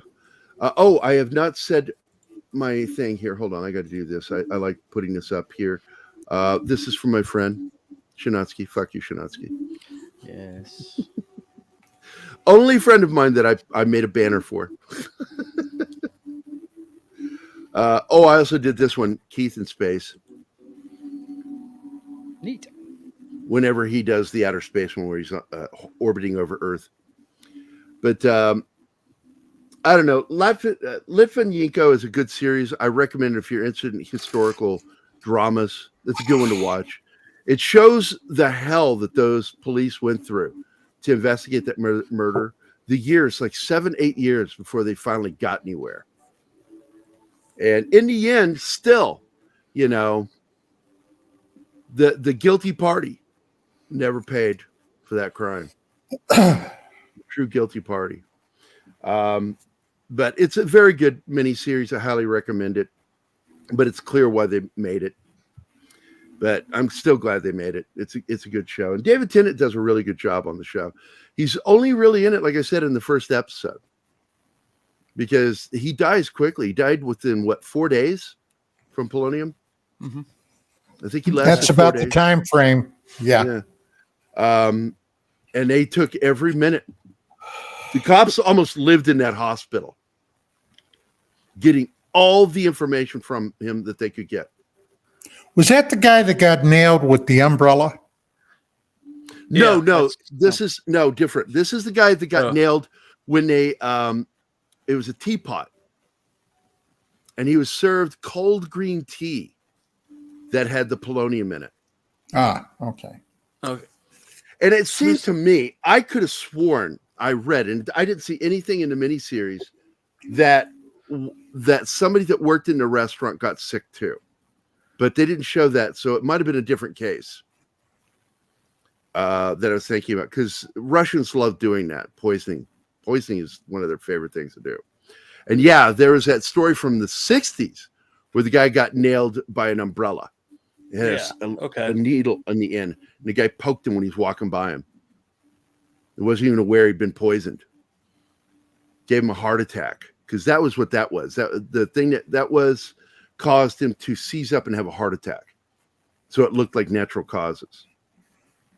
Russians are scary motherfuckers. It's not like I'm not saying that Americans, ruthless, yeah. And the British didn't do shit like that, because we know they assassinated people. But I don't know. Sometimes it really does feel like there's a little more honor with how we would kill people. Well, the Israelis are masters at that. If they got a hard on for somebody. Oh yeah. I mean, you look at after the incident at the Olympics, what they did. Yeah, Mossad wants you dead. You might as well fill out your will because you're dead. Yeah, you're going to die. Go ahead and fill out that tag on the body bag. My favorite assassination in that, because I read the book, The Mossad, and it told the whole story of what happened there, was the telephone one and the bomb under the bed. Oh, man. Yeah. Didn't HBO do this was, God, must have been back in the late 80s, maybe early 90s. Didn't they do a made-for-TV movie for HBO about? Well, they had a movie about the Mossad, but the big one was Spielberg's movie, which I didn't think was very good. Yeah, we have a super chat from Christian DeLore. Hey, Christian. Hey, good morning. $20 Canadian or California super chat. California is pretty much like its own country now. But no, Christian lives in the wonderful country of Canada. Canada, yes. Good day to all. Being Military Monday, I have a soft spot. Of course, we know that. You love the military. The world's best civil servants. Amen. I believe it so much. My boy is in the Canadian Army and failed the medical. Oh, no. Yeah. No, he failed the medical. He failed the medical. That's why he didn't serve, was because he failed the medical. Yeah, it sucks. He tried to. I was scared to death. And I'm going to tell you, I lied to the United States government so I could serve. And this was the lie I told, because I believe that you have to believe the lie to convince somebody else. And when they said, do I have any conditions, including asthma? And I said, asthma? I don't have any current diagnosis for asthma. That way I'm not no current lying. diagnosis doesn't mean I don't have it. Sorry. I totally had it. I was diagnosed as a child with it. But I said, current diagnosis? No, I do not have. My buddy I found that way I don't feel like I'm lying. Right. Loophole. The loophole. I technically did lie. A friend of mine's dad tried to get in the Marine Corps at the age of 15 3 times, lying, to go to World War II. And his father, and just to get my grandpa did the same thing. And his father finally told him, said, "Look, I know you want to do this, but you're not joining the Marine Corps. I'll let you join the Navy." And I didn't know any of this until I was a pallbearer at the man's funeral, and it felt like I went to Captain America's funeral. Man, it was. I was so blessed to be there. It was awesome, man. Yeah. It was really cool. Hey, Yeah. hey, Christian, here is your thank you video. This is a video I made for Don. You got any good stories I could tell him about how cool Nam is? You know, there's lots of things you expect in war. Carnage, the sleepless nights. But what they don't prepare you for is the incessant use of Fortunate Son. That's always going to make me giggle. I just love that. Because every Vietnam War film, you'll hear that song get thrown in. It's like, look, we get it. CCR, lead writer, singer, was a fucking Vietnam vet. You know, of course he's going to write, you know, run through the jungle. Run through the jungle. Fortunate Son, you know, what you know what that song's about is, you know, all those fuckers out there that didn't get to go to Vietnam. Right. Is they had a daddy that was rich or in got to politics. bypass the whole thing. Yeah. Yeah. And sorry, buddy. And if your daddy is a senator, okay, oh, yeah, and you do go to Vietnam, hey, they'll give you bodyguards. Sound like anybody you know? Mm-hmm. We have another super chat. Christian again, $5 super chat, Canadian. More props for me. I married the RSM's daughter. Lay off Credence. Yeah, he does love that music, man. No, I love CCR, dude. American Werewolf in London gave CCR a rebirth in the 80s. Brought him back with Bad Moon Rising, which is really one of my favorite songs of all time. That and Center Field, the album Center Field, when he finally got out of that contract dispute and was able to make music again. Old Man Down the Road. Really a bathroom on the right? Wait, what? Is there really a bathroom on the right? Okay, I'm missing something. What lyrics to one of their songs? Moon Rising. Oh, there's a bad moon, but it sounds like is there a bathroom on the right? Oh, I get it now. Okay, yeah, the lyrics. People mishear the lyrics. It's hard being the slow boy in school. I could count to potato. By the way, the guy I tagged for you to meet, Carlos, my buddy, I love that guy. He lost his daughter when we were playing Xbox, man. And losing a kid, man, you know how that goes, Don. Losing a kid is rough. I couldn't imagine that. And I'm grateful that I've not had to experience it. But I get terrified of it. Just to show you how phobic I am. 10 days, my daughter hasn't called me. And I'm leaving this message for her. Baby, are you okay? I'm freaking out. I do not want to go 10 days without hearing from you. Get a hold of me. And because it's every parent's nightmare. Don went through it. Nobody wants to outlive their kids, no doubt. Nobody. We're not supposed to do my that. grandmother had to bury 2 of her kids. It's just rough. And man, and that's the situation there with that one. But anyway, anybody else jump in, or we got any new noobs coming in yet? No? Let me throw up a video for them. Let's see.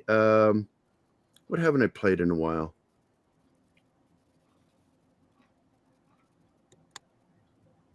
Oh, here we go. Here we go.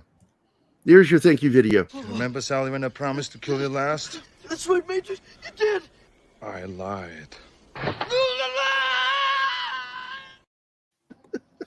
I love the obviously fake dummy body. That is a great bad movie. Yes, it is. The worst line in the film is when I can do this all day long. I was a Green Beret, motherfucker. He goes, I used to eat Green Berets for breakfast.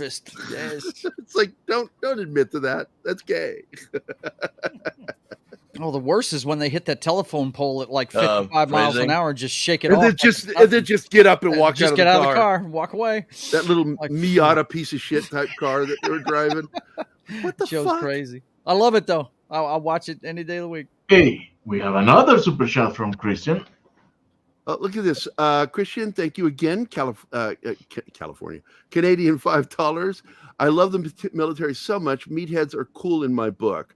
Love you, Joe. LOL. There you go. Thanks a lot. For that one, you get this really quick video because I have not played this in probably 2-3 months. Pirates as an ARG?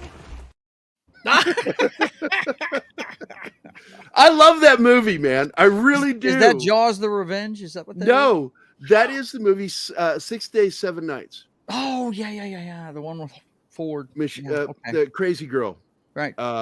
She has died. Anne Heche. Anne Heche, terrible death. She suffered mental illness. So many of those actors do, you know. And she had one of those moments that she ended up like Margot Kidder and Robert Downey Jr., you know, in somebody's fucking house, having a mental collapse. But I liked her as an actor. She's a really good actor. I enjoyed the shit out of that movie. Harrison Ford was hilarious in it, even though I don't think he's a very good actor. Never seen it. Harrison's one of those guys that's really good at playing himself. I was fixing to say some guys are just actors. Or excuse me, some guys character. are just themselves in everything they do. He's more a John Wayne type. Wayne, Clint Eastwood never acted, and Steve Clint McQueen in many ways too. Just, And what's important is that these guys are really good at playing themselves, and they're fucking cool. Yeah, they're charismatic. So you end up just liking them. It's not as much that they can act; it's they're charismatic. And Clint Eastwood never played anything other than himself. Yeah. Like the closest thing that Harrison Ford ever did to acting was in that Hank Aaron film. I don't know. Mosquito Coast, he was pretty good in that too. He still played a version of himself. True. Tinkering with shit. He wanted to make that movie. He was the power behind that film being made.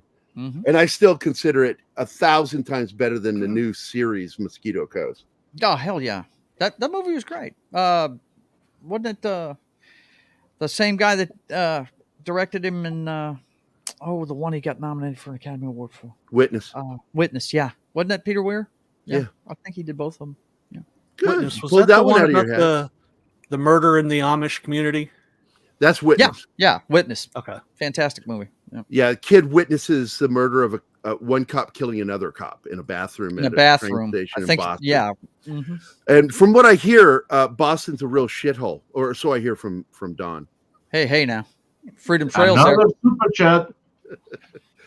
Kristen Delorme is Christian has become the new Mr. Tickle Trunk, supporting this channel. I'm telling you, single-handedly. Christian says $5 super chat.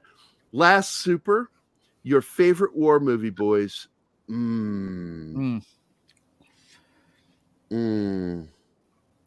Hamburger Hill. I'm very fond of that fucking movie. My only complaint about that film is the musical soundtrack during the battle. I don't like that. The soundtrack of war is war. You don't need music. You shouldn't have music playing when people are doing soldier come on, shit. when they're trying to climb that hill. Come on. Oh, that scene is intense. It is really, I think that would be like my number 2 favorite war film of all time. My problem is I also am very fond of a film that's not a war film, but it is warfare. It's a warfare film, is Black Hawk Down. I do like that film because I like that story. And I think that takes number 1. Hamburger Hill takes number 2, and The Outpost takes number 3. Yeah. My favorite's Full Metal Jacket. That's number 4. That's number 4. And I liked it, by the way. If you didn't see this, Don, or didn't hear me talk about this, Adam Baldwin, the only good Baldwin, was calling Stanley Kubrick a dick, and some guy got into it with him, going, and another dude says, look, man, Adam Baldwin worked with Stanley Kubrick. I think I'll take his word over yours if you don't mind. Right. And Kubrick actually admitted to being a dick. Well, he said, "I'm a dick. I can be most a real good dick. directors are dicks. They have to be to get what they want out of actors. To get what they want." But there's lines you don't cross for sure. But a lot of them. But he criticized Platoon. He said Platoon was made by a guy that was anti-soldier. I was fixing to say he put every anti-war trope there was in that The movie. only thing that made Platoon good was Dale Dye. Dale Dye made him skirt it because he's a full-fledged card-carrying commie, Oliver Stone. Oh, yeah. I don't like it. My favorite war movie, I'm torn between The Big Red One. Well, I was about to say, Full Metal Jacket, he said, was made by a guy who hates war but loves soldiers. And so Full Metal Jacket is more of a love song written for soldiers. Yeah. Mm-hmm. So now go both ahead, of Joe. them I'm have sorry. red in my. Both of them have red in it. The big red one, which was a big ensemble war movie from the late 70s. I prefer the director's cut.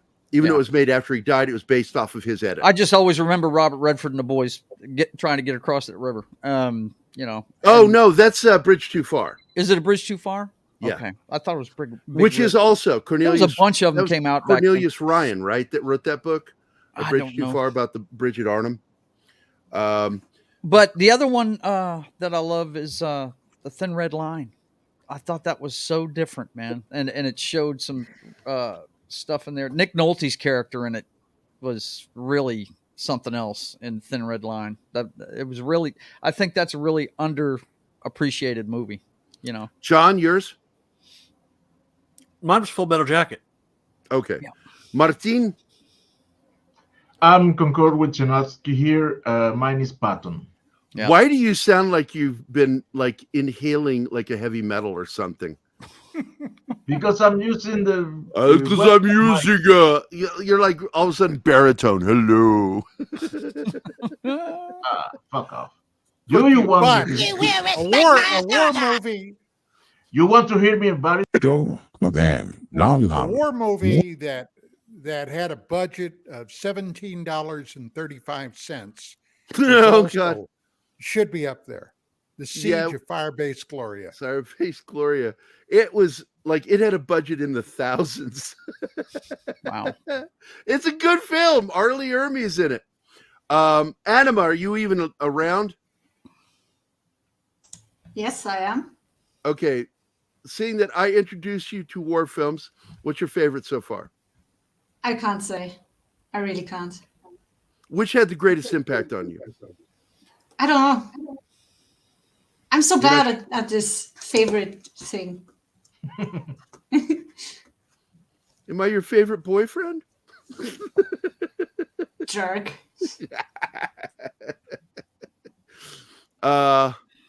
So what was that? The number one favorite? What was that? Oh, and How I Stopped Stanley Kubrick, Worrying yeah. and Love the Bomb. That movie's awesome. Also, Oh my the God. film that introduced the world to Slim Pickens. Yeah, riding that bomb all And the way James to the Earl ground. Jones too. Woo! James Earl Jones too.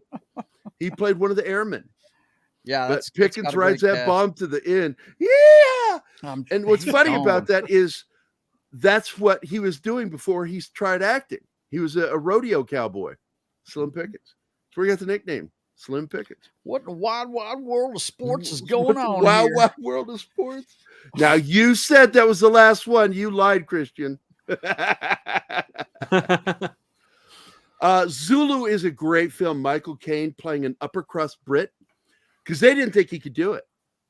The director was not going to hire him until he proved that he could do a proper English accent because he, of course, is an East Ender. And he's got that thick Cockney East End accent. And he pulled it off, man. That is a great film. It really is. It was the British version of Little Bighorn, but a lot of them survived. A few of them did. Yeah.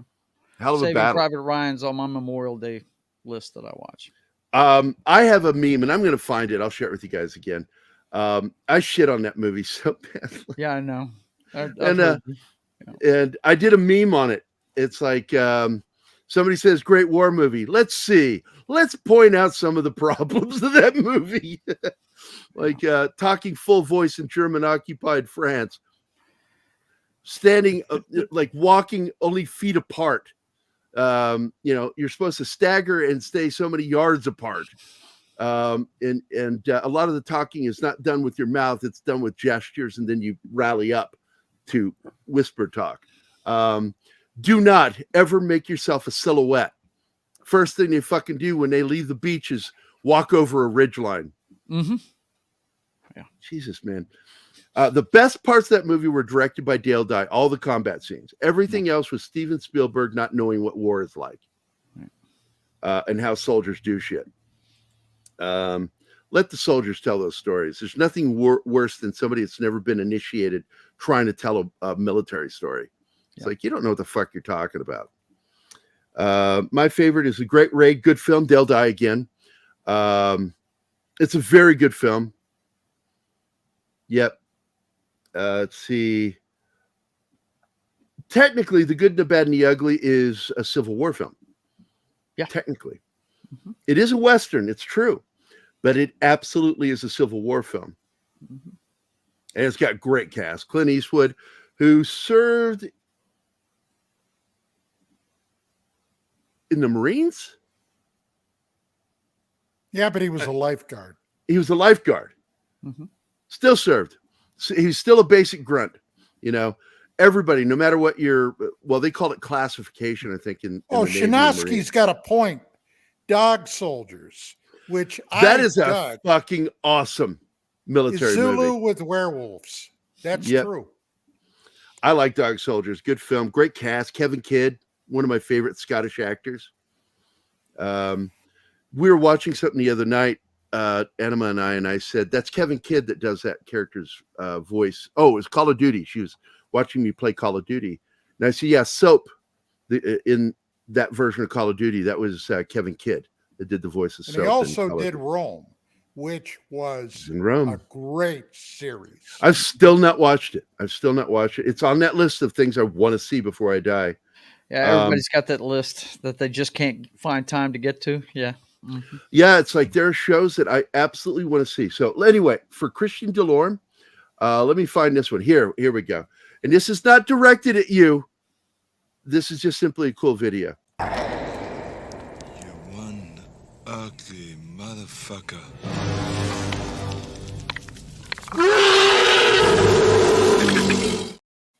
Man. Always with the negative waves, Shinatsky. Always with the negative waves. The negative waves, man. The negative waves. What happened? What? Oh, somebody said that Cully's Heroes was their favorite war movie.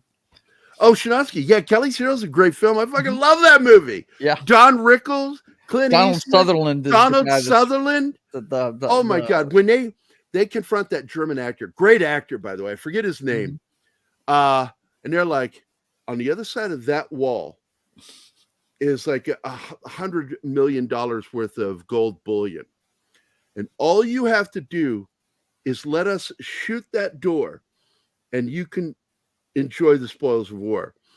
And he's looking at them and he's got to make the decision, betray my country, or in the next shot, the fucking tank goes on fires and blows the doors off the bank. The German's like, I'm in. Let's go. Yeah, Sutherland did steal every scene he was in that movie. He sure did. Yeah, he plays a hippie in World War II. And it's so Oddball. fucking funny, like Oddball. What a great character. Clearly made for the 60s audience. Just another super chat from Christian. Oh, Christian, you lying son of a bitch. He's giving you your Christmas present early. I man. feel That's like a what he's stripper doing. right now on Christmas Day. No, I didn't want that mental image. Well, that makes sense I because gotta tell you the though, Martin, ugliest always works on the holidays. It made the two veterans here laugh. A stripper on Christmas. So, Christian with a $5 super chat. Funny how nobody said G.I. Jane. I'm going to talk about that. And Gary, you can't hurt my feelings. I've been married for 23 years. You get another Arnold.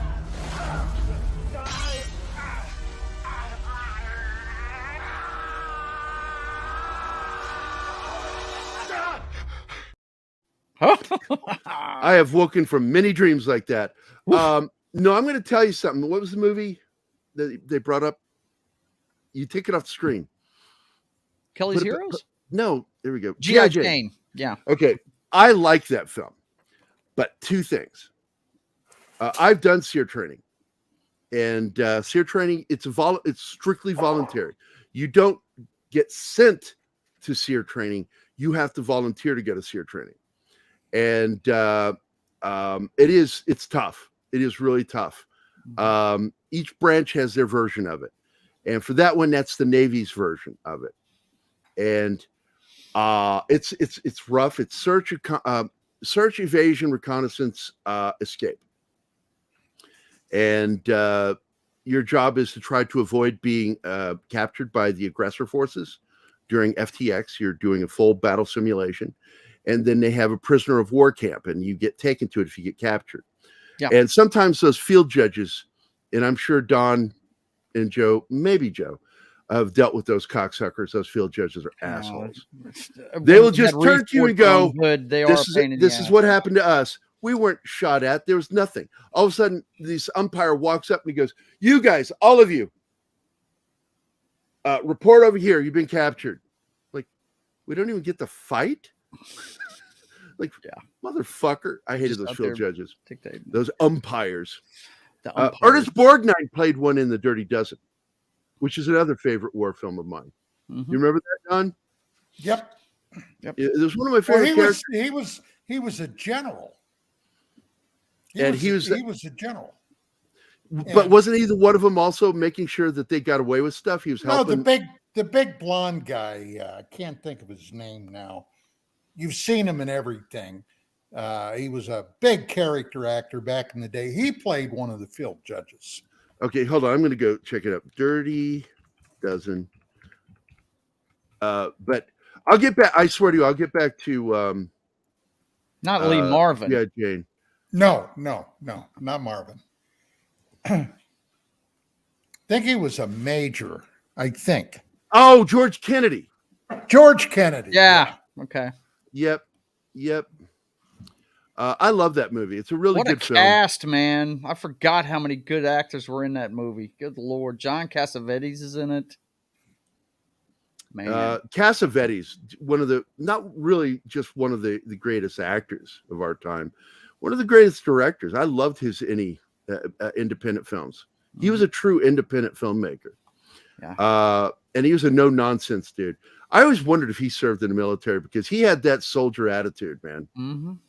He really did. He did not take shit off anybody. I mean, a lot of guys remember him for Rosemary's Baby, but my favorite movie with him, and it's one with him and Kirk Douglas, The Fury. I love that. Oh, The Fury is a weird film, but I love it too. Though. Yeah. With Andrew Stevens and his twin sister with their psychic powers. Yes. And Kirk Douglas trying to. At first, he's trying to pull stop him out of it. He's trying to keep him out of it, and he's an government operative that they've turned their back on because he wants to take his son out of it. Yeah, I like that film. And Cassavetes is the G-man trying to manipulate these weapons these new toys they have. Yeah, he was the Cliff Robertson of the film from 3 Days of the Condor. Yep.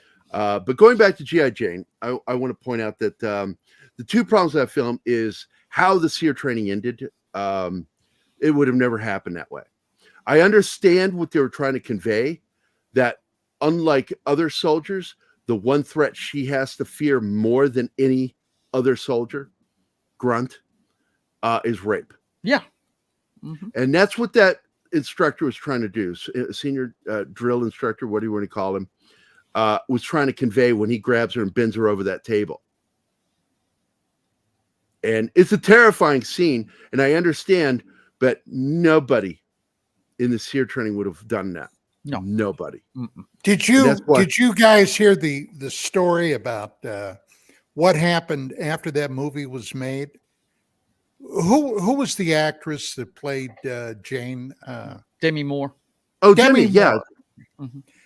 They went to a party where they had a number of real SEALs in there.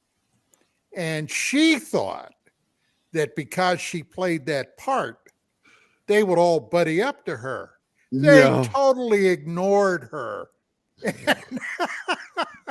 And the whole idea at the time, a woman being able to withstand that training.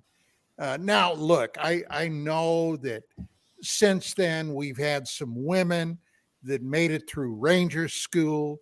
Women have been jumping out of big iron birds for a long time, but a number of those schools have lowered their physical standards. Yeah, I was fixing to say that has a lot to do with it, guys. Yeah. Yes. Now I'm going to tell you the other thing that annoyed me with that film was it's something that Tony Scott came up with that Ridley used, and it was the handheld shaking camera crap.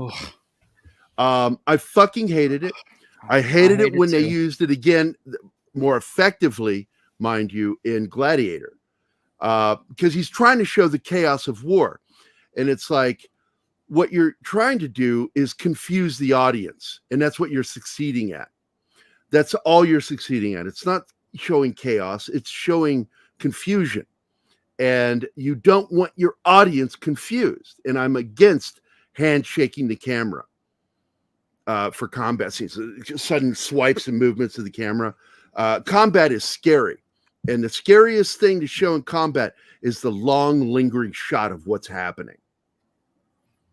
That's more effective in filmmaking, period. But generally, past those two things, I like G.I. Jane. What's that, John? Generally, all the participants in real combat, trust me when I tell you, are fucking confused. Yeah. Hey, and once again, Christian Delorme with $5 Canadian super chat. Joyous Noel, Gary. Again to you as well, my friend. I hope you have a Feliz Navidad, Merry Christmas. She's not that big into it, but I love Christmas. It is some of the happiest moments of my life were because of Christmas, even though when I tell you stories of things that happened on Christmas for me, sounds tragic, but they ended happily for me. And so therefore I look at them as happy moments. And I love trees, and I love having an excuse to bring a live tree into my house and decorate it with lights. I love living Christmas trees. We tried doing that in Phoenix, my daughter and I. Yeah, there's that Chinese one. It looks great. Oh, Chinese tree. Anyway, I'm racist now. Let's see. Any thoughts on the newer war movie? We've got 3 minutes. 1917 in German version of All Quiet on the Western Front. 1917 is a good film, but my problem with that one is the same problem I have with Platoon, which is it's an accumulation of a bunch of shit that happened over a period of time, and they make it happen in a period of the 2 hours or overnight. Because it is real time through most of the film until he passes out and then wakes up. And then it's the next day, and then it's real time again. Real time means that the amount of time that's occurring in the film is the amount of time it's actually happening. So, and I like the way he did that. The action was really good. The war footage was brilliant the way they shot it, but it was kind of a bullshit film too.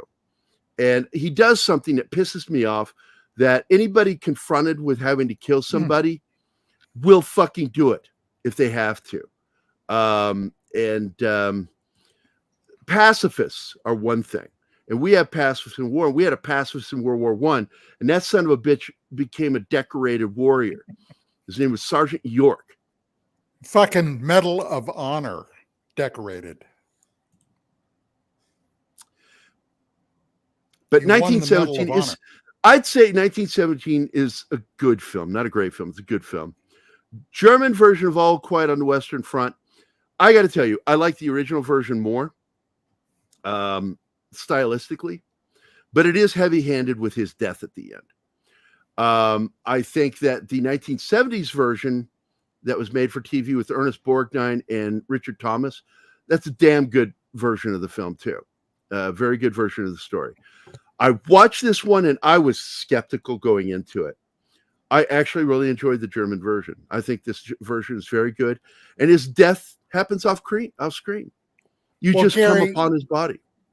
Considering this is Christmas week, all right, Dangerous Military Nerds on Wednesday, I kind of had a thought that we ought to kick around a little bit. Oh, The yeah, 1914 Christmas truce between the Germans and the Allies, the British and my grandpa the was there French. for that. He told me about it when I was a kid. He told me two situations. One, that one, and the second one when the Germans and the Allies teamed up to kill wolves because the trenches were being overrun with wolves, hungry wolves that had a taste for human flesh. That's a horror movie that should be made right there. Yeah. Yeah, absolutely. Let's talk about that this Wednesday. I like that idea. We could also talk about the other film with Gary Sinise, On a Midnight Clear, because it's a Christmas film, very spiritual in its own way. But I did like Christian. I liked the new version of All Quiet on the Western Front. I thought it was very well done. I was surprised at how good it was because I expected modern woke crap, and instead I got a good war story from a soldier's perspective. 1917. I call that epic film. It's an epic film. Doesn't mean it's great. It's something to be seen on a big screen, whether it's in a movie theater on a 72-inch high definition screen, because it's really beautiful the way they did the effects in that. There are shots that were shot at separate times that are put together in a way that I couldn't see it. I don't know how they did that. It was beautiful, beautiful. Where he's running and the troops are going by him. Those are 3 different fucking shots put together. And I had heard that they had shot that as one continuous camera movement. The whole. They had initially done that, but there are several things that happen. The one that does happen is the guy that runs into him. That wasn't supposed to happen. That was serendipitous that happened, and they kept it. Very good film. Very good film. And here is your video it's Military Monday, so I'm going to make it a military video. Let's see. Where's my military video? Hey, here's your free cup of coffee from a lady in Rhode Island. What? All right, we've gone over the hour. Nobody played the music. Martine has not gotten into the practice of doing it yet. We are going to start playing going into the first hour and at the end of the show to wind us up so we don't go over. And we're going to start playing a minute out some music. And was this the one that we picked? Is this it? Is this it? Yeah, this is it. Yeah. So that was to give us the cue that we need to wind the show up. So I'm going to go ahead and thank everybody that was here. I want to thank Joseph Dredd, Krampus Jeebus. Krampus was actually the first one here. D. Bud Martin, Lord Thoth, all hail Lord Thoth, Dragon Ruse, Cavatino Calverman Che, Mexican Iron Man, Joe's Atmosphere, who is also on the show, Andy Morrow, Dragon Bricks, Pat S. I got to get past the comments. Beta Ray Bill, Alex Moore, Jones, Kingsport Cal, Penny, The Lovely Sherry, Shinatsky, Zax, a.k.a. Cal, Keely Chow, Christian Delorme, Bush McFadden, and that's it. I want to thank the panel. Don Ecker for popping in to surprise Anima, and Anima for being awesome, even though she's gone off camera. Martina Costa Santana for being the right side of my brain. Joe's Atmosphere for dropping in with this, buddy. I appreciate it. And Das Wolfen, thank you for touching my monkey. Come again. And yeah, I'm mixing my German and Indian. But thanks for being here, guys. We are out of here. We'll Chris will see you tomorrow with his new show. I got to check out. I think it has to do with Alien this week, like Alien. Because I think that's the graphic he sent me. So I got to make the thumbnail today. But everybody have fun. I hope everybody's also enjoying Dork Night's show with Joe on the weekend called Dork Side of the Ring. I couldn't make it, but I did check in on them, and it looked like they had a great time Sunday. I hear a lot of good feedback. I got to be honest, I like wrestling, but not that much to where I'm going to watch the show. I'm like, I'd rather look. I love you guys, but I'd rather watch porn. If I can watch a wrestling show, I'll watch porn. Right. I'm just saying. Mm-hmm. Yeah. It's basic math. Hey guys, thanks for watching Pop Culture Minefield. If you've enjoyed the show, please make sure to like, subscribe, and don't forget to click the bell icon for updates on our shows and channel. Also, please leave a comment, and we'd like to know what you thought of the episode, as well as letting us know if there's something you'd like us to cover in a future episode. Don't forget that you can become a member of Pop Culture Minefield now. Make sure to visit our membership page and merch store at popcultureminefield.com. You can always find Pop Culture Minefield on Twitter, Facebook, Instagram,